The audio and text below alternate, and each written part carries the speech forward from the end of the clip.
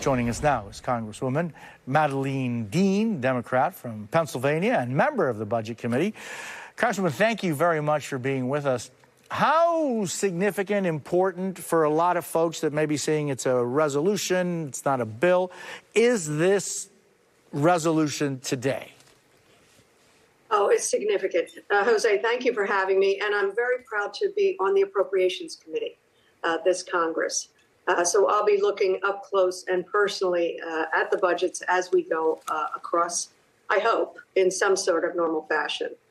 Today's vote, this whole week's votes were shameful, absolutely shameful. What the majority forced through today was really literally massive cuts, is what it anticipates, massive cuts to Medicaid, for example, harm to every single constituent of mine, I will tell you that.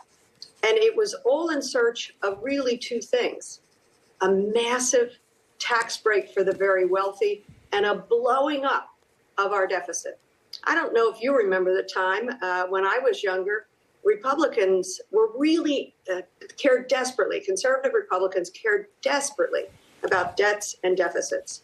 And this, while the resolution literally in its language pretends to care about debts and deficits, how harmful they can be to our economy, this resolution, the framework of this resolution, will blow up our deficit, passing on tax breaks to the very, very wealthy at the cost of the working folks of America, but also just the increasing of the debt ceiling in an unknown way.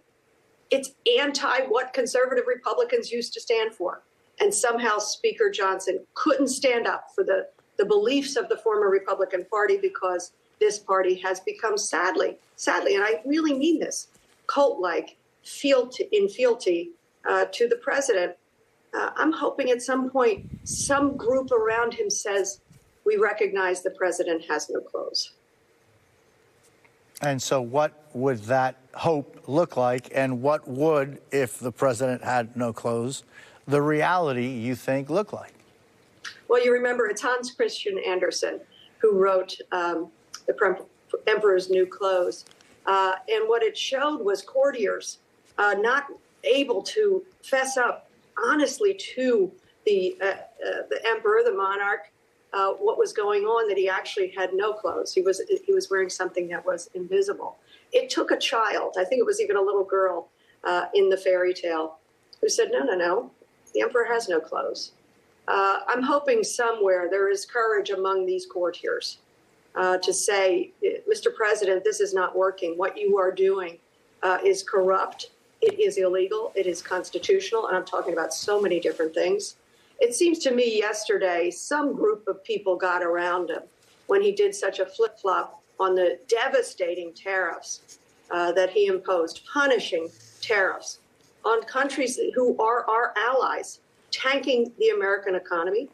11 weeks in, this president had lost, single-handedly, had lost $11 trillion in value. I know you're following it.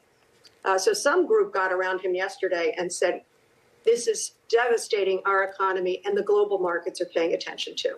So somebody's in there beginning to talk to him.